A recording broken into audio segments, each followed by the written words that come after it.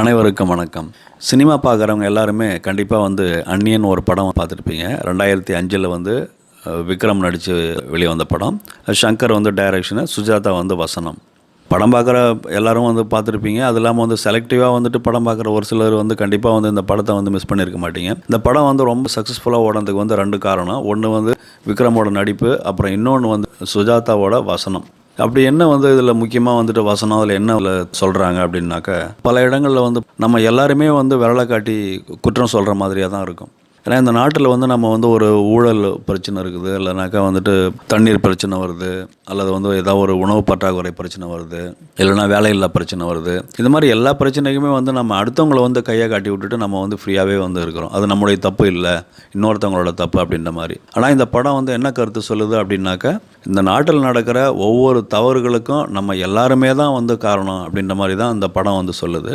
உதாரணத்துக்கு சொல்லணுன்னாக்கா டிராஃபிக் சிக்னலில் மதிக்காமல் போகிறது, அதே போல் அந்த ஸ்டாப் லைனை தாண்டி நிற்கிறது, ஒன்வேயில் எதிரில் போகிறது, இந்த மாதிரி ஏதாவது ரோடு ஓரமாக ஏதாவது ஒரு தவறு நடக்கும்போது அதை கண்டு காணாமல் போகிறது. இந்த மாதிரி நம்ம ஒவ்வொருத்தரும் நடக்கிற தவறுகளுக்கு மறைமுகமாக நம்மளும் பொறுப்பு தான் அப்படின்ற மாதிரி இந்த படத்தில் சொல்லுவாங்க. நம்ம இந்த வீடியோவில் அந்த படத்தை பற்றியோ அல்லது அவரோட நடிப்பை பற்றியோ நம்ம பேச வரல. முக்கியமாக இந்த படத்தில் வர ஒரு வசனம் தான். அந்த வசனம் எந்த அளவுக்கு நம்ம அன்றாட வாழ்க்கையில் ஒரு தாக்கத்தை ஏற்படுத்துது அப்படின்னு தான் இதில் நம்ம சொல்ல போகிறோம். அது என்ன அப்படின்னாக்க, ட்ரெயினில் பயணம் பண்ணுறவங்களுக்கு உணவு சப்ளை பண்ணுற ஒரு கான்ட்ராக்டரு. அவர் தரமில்லாத உணவு அவர் சப்ளை பண்ணுவார். உடனே அவர் தண்டிக்கிறதுக்கு நம்ம அந்நியன் அங்கே போவார். அப்போ அவர் என்ன கேட்பார் அப்படின்னாக்கா, என்னங்க இது ஒரு பெரிய தப்பா, சாம்பார் ஒரு ரசம் மாதிரி இருந்ததோ, அல்லது அரிசி வேகாமல் இருந்ததோ, அல்லது பழம் கொஞ்சம் அழுகுனா போல் இருந்தது, இதெல்லாம் ஒரு பெரிய தப்புங்களா அப்படின்ற மாதிரி அவர் கேட்பார். அதுக்கு பதிலுக்கு அந்நியன் ஒரு 3 கேள்வி கேட்பார். அதுதான் இந்த முக்கியமான வசனம். என்ன அப்படின்னு பார்த்தீங்கன்னாக்கா, 5 பைசா திருடுனா தப்பா அப்படின்னு கேட்பார். அதுக்கு அந்த உணவு சப்ளை பண்ணுற அந்த கான்ட்ராக்டர் என்ன சொல்லுவார், ஒன்றும் பெரிய தப்பு இல்லைங்களே அப்படின்னுவார். அடுத்தது 5 கோடி பேர் 5 பைசா திருடுனா தப்பா அப்படின்னு கேட்பார். அதுக்கு தப்பு மாதிரி தாங்க தெரியுது அப்படின்னுவார். அடுத்து 3ஆவதாக 5 கோடி பேர் 5 கோடி தடவை 5 பைசா திருடுனா தப்பா அப்படின்னு சொல்லி கேட்பார். ரொம்ப பெரிய தப்புங்க அப்படின்னுவார். அப்போ இதே மாதிரி தப்பு தாங்க நீங்களும் செய்கிறீங்க அப்படின்னு சொல்லிட்டு அவர் சொல்லுவார்.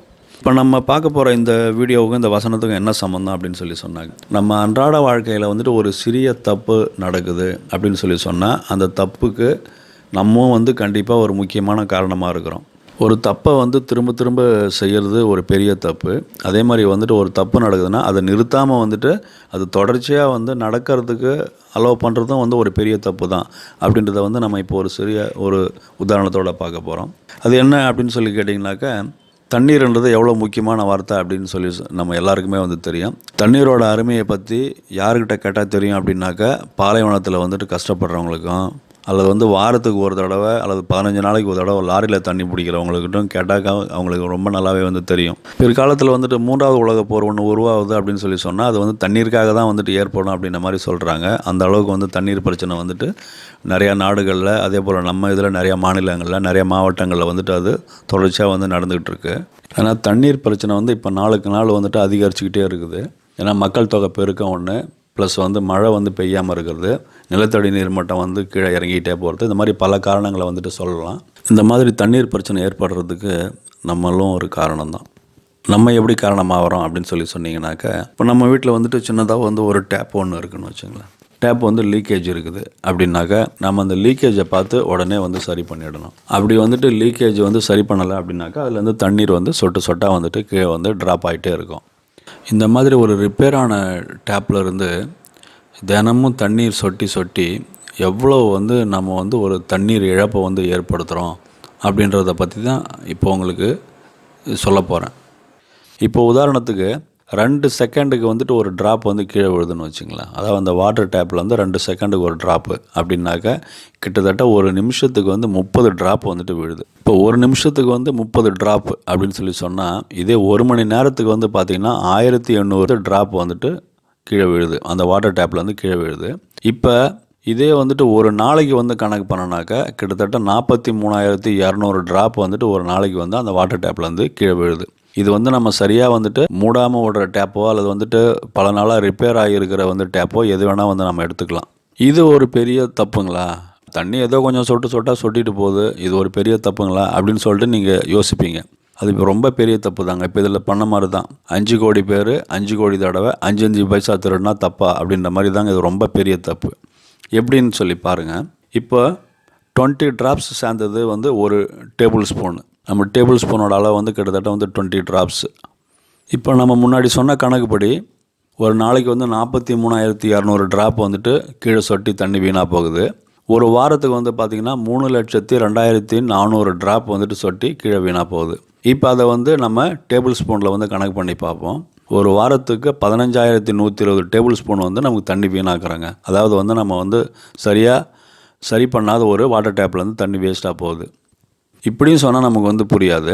அடுத்தது வந்து லிட்டர் கணக்குக்கு வருவோம். அதாவது 1000 டேபிள் ஸ்பூன் சேர்ந்தது தாங்க வந்துட்டு 5 லிட்டர்.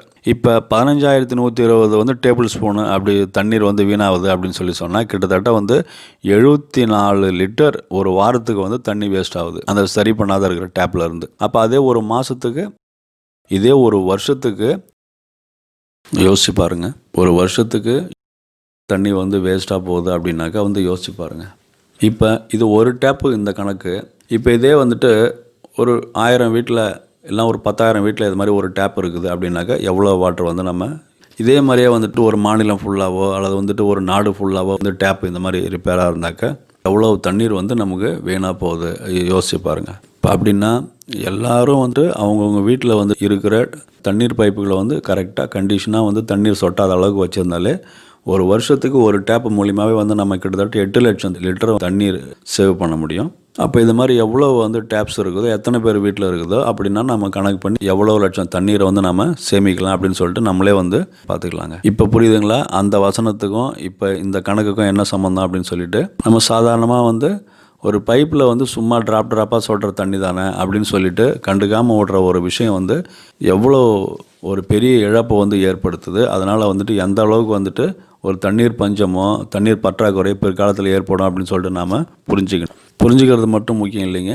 முதல்ல டேப்பை சரி பண்ணணும். அதுக்கப்புறம் வந்து இந்த கருத்தை வந்து நமக்கு தெரிஞ்ச எல்லாருக்கும் வந்துட்டு தெரியப்படுத்தணும். அதுதாங்க முக்கியம்.